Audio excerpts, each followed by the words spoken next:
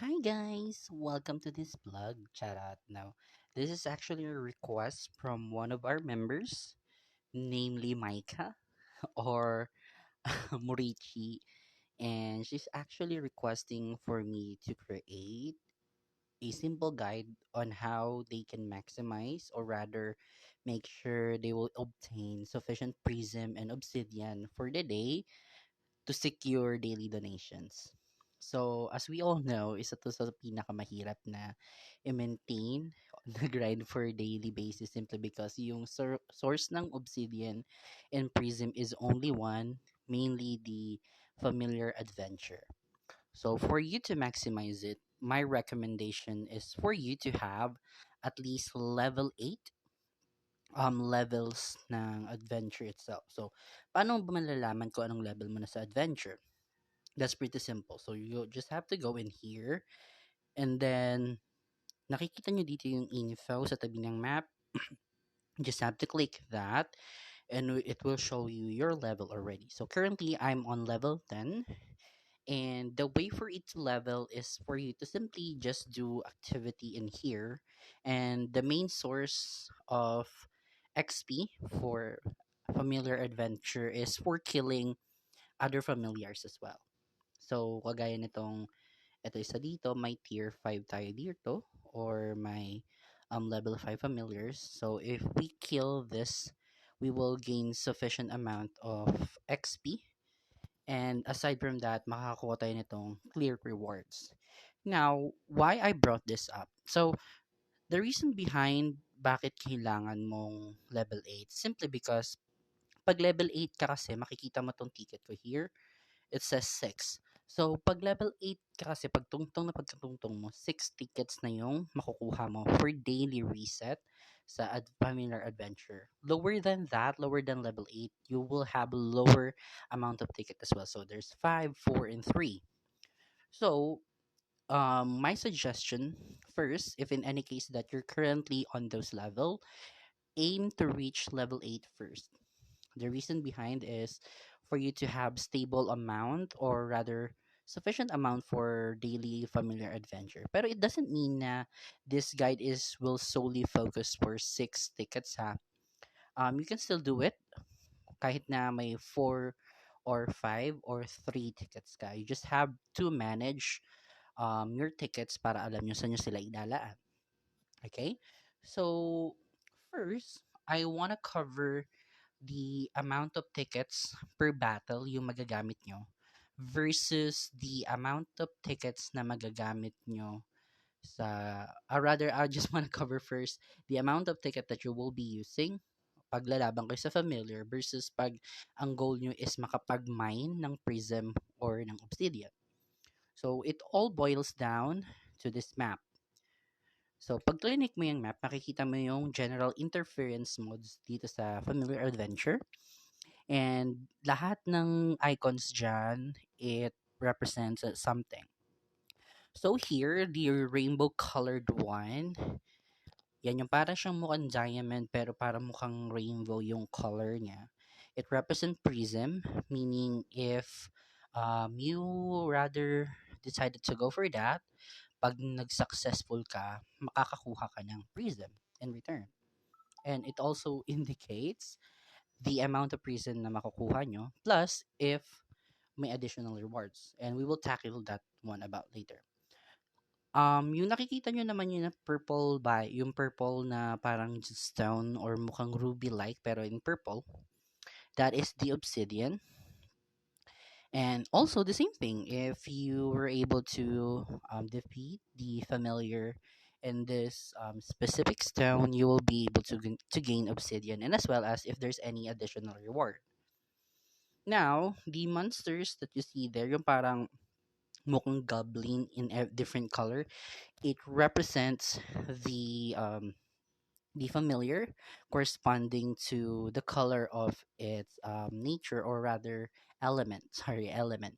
So pag color yellow, it only means or parang mukhang orange pala, yellow or orange, it represent light there.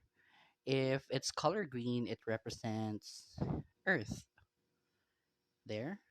And if so on and so forth. If red, that's for fire familiar. If blue, it will be for water, and for violet, that would be for dark familiars. Now you also see here the crown sign, which is the gold bar, or not the gold bar, but the rather a gold ore. Basically, it will just rather provide you the gold whenever you clear this um or resource area. But personally, if you're gonna ask me, I would not suggest for you to get gold in here, simply because you can get gold in so many ways and in different matter as well. So just disregard this gold ore personally, because there's a lot better resources for gold. But if you want to proceed with that, that's perfectly fine. But for me, it's not really worth it. Okay, so focus would be again the obsidian and the prism.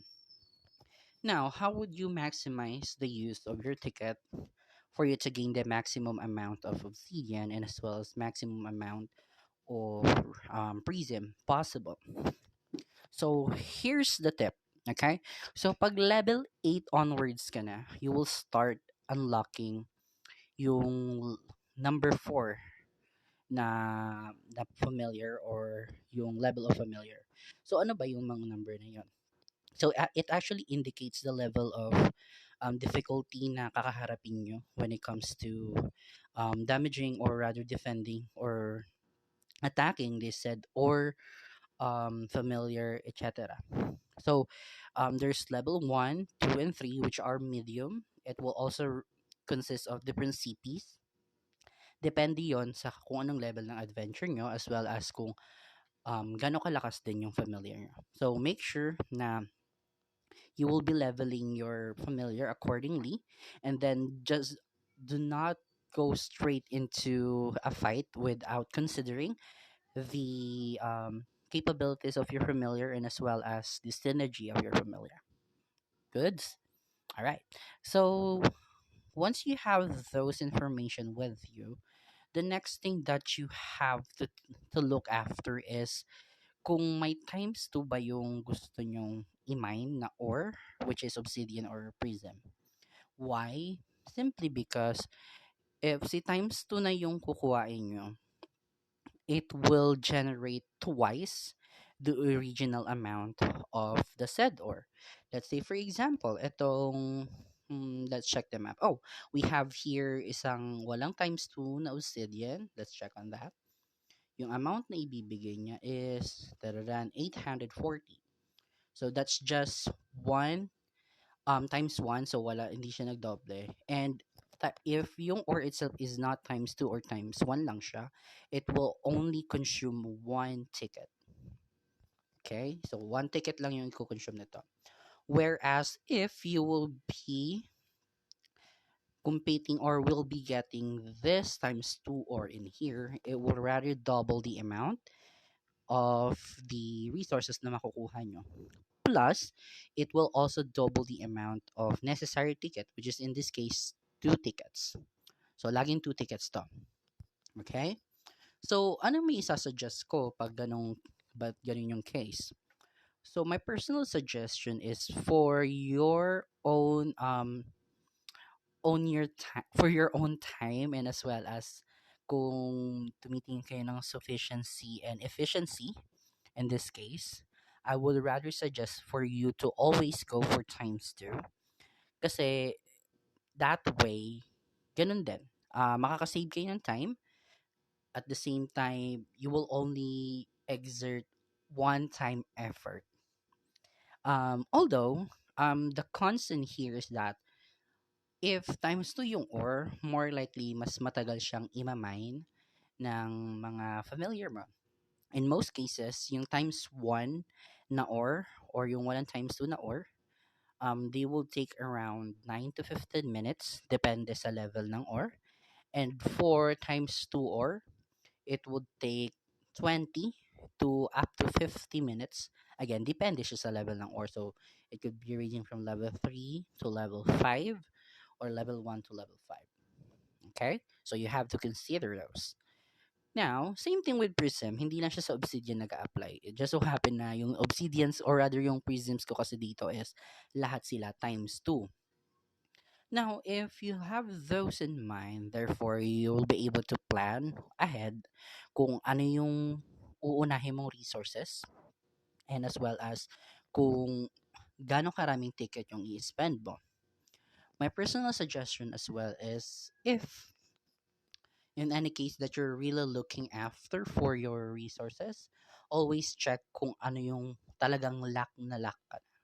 In my case, I can confidently say na hindi pa naman ako naglalak ng resources kasi may 3K obsidian pa ako and may 300 prism pa ako, which means na kaya ko pa mag-donate ng obsidian and prism for 3 days without any problem since ang prism is only 100 per day and obsidian is 1,000 per day. So, if you're gonna ask me, Josa, does it mean I can just simply mine 1,000 or obsidian and 100 prison ore per day for me to be able to donate daily? Yes, definitely, that's right. That's an option for you. However, I would rather suggest though to keep sufficient amount of these resources for at least 2 to 3 days. The reason behind this is for you to at least um ang idea is for you to maybe sacrifice 1 day for you to gather resources such as the prism and the obsidian, and then the next day makapag-focus ka na uli sa pagpapa-level ng adventure mo. Because ang main goal in here is for you to reach level 12 wherein ang number of tickets na meron ka na per day is 8, which is will unlock more further feature or will provide better resources for you in the long run. Okay? So keep in mind na ang sinasuggest ko lagi is for you to go for times 2 and then level 5.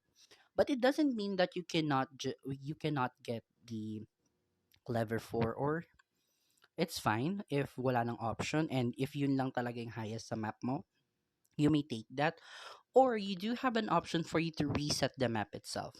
Right here, if you see this button, itong yung parang exit button dito sa may taas. I'm not sure if you can see, pero may timer dyan, and sa tabi ni timer, may refresh button.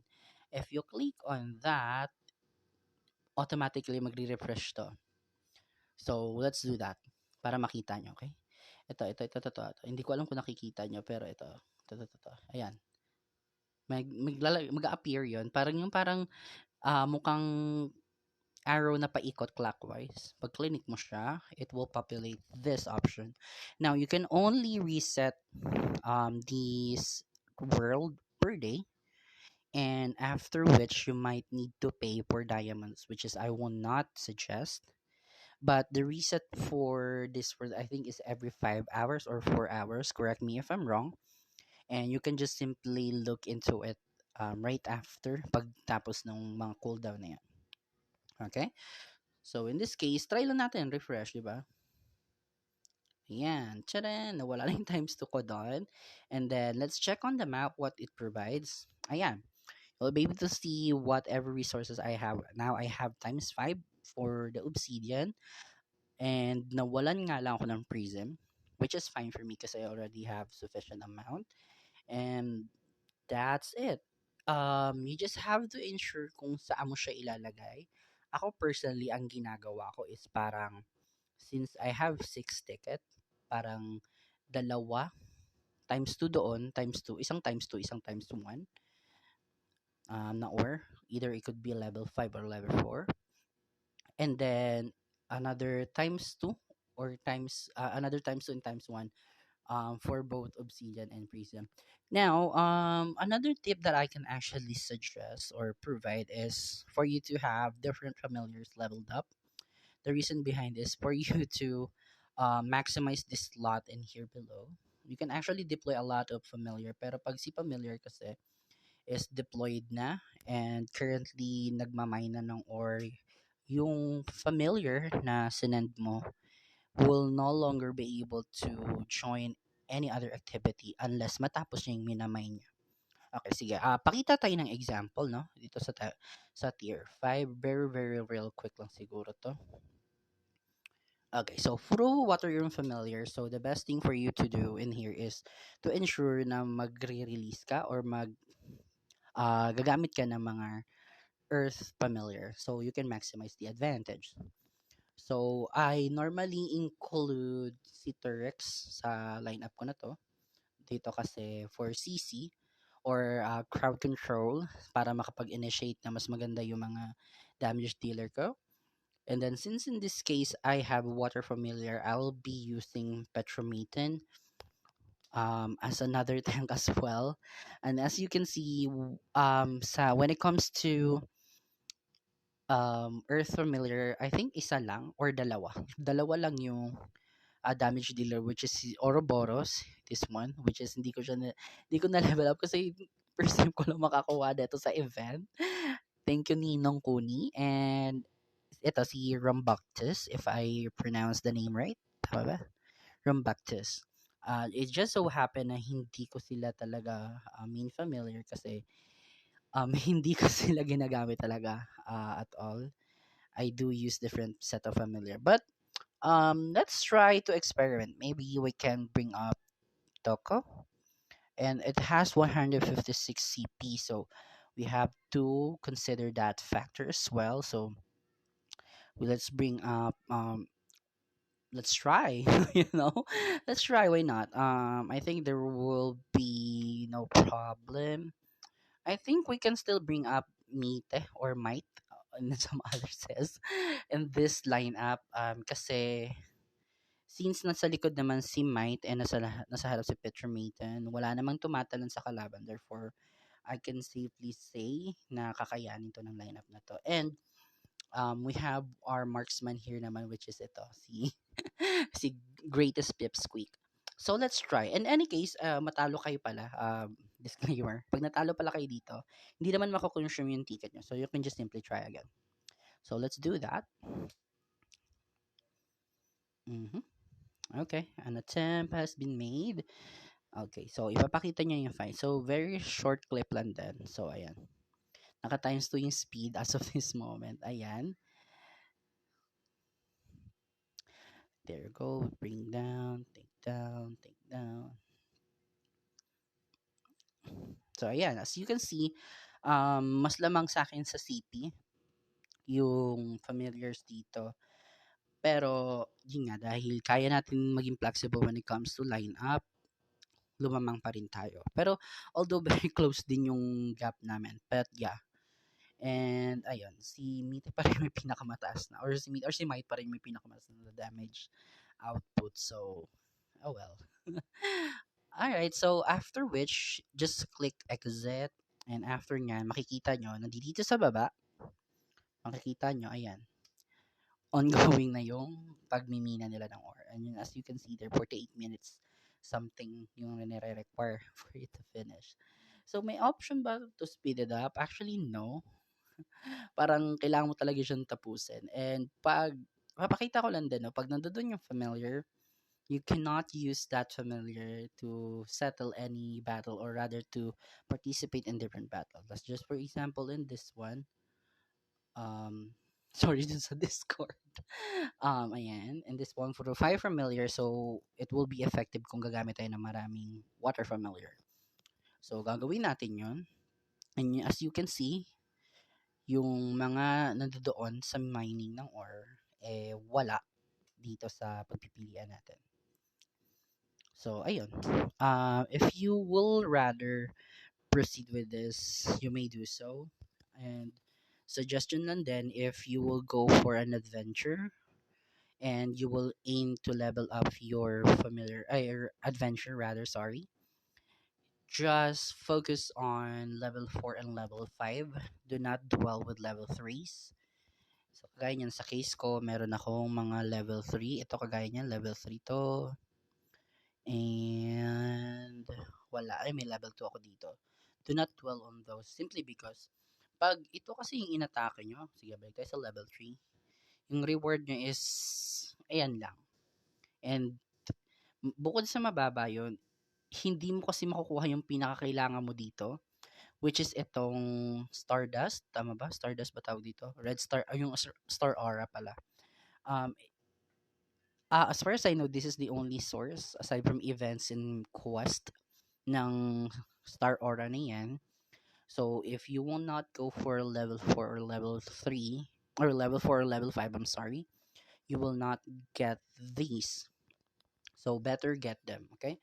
So level 4 or level 5 lang. So since wala akong level 5 and patulog na ako, another thing to consider, pag wala na kayong gagawin na iba and wala na kayong pagpilian, just maximize whatever in here is present to your map.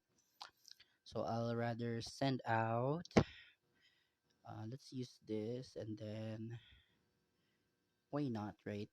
And 87k lang naman yan, so I think it's safe to put here and here.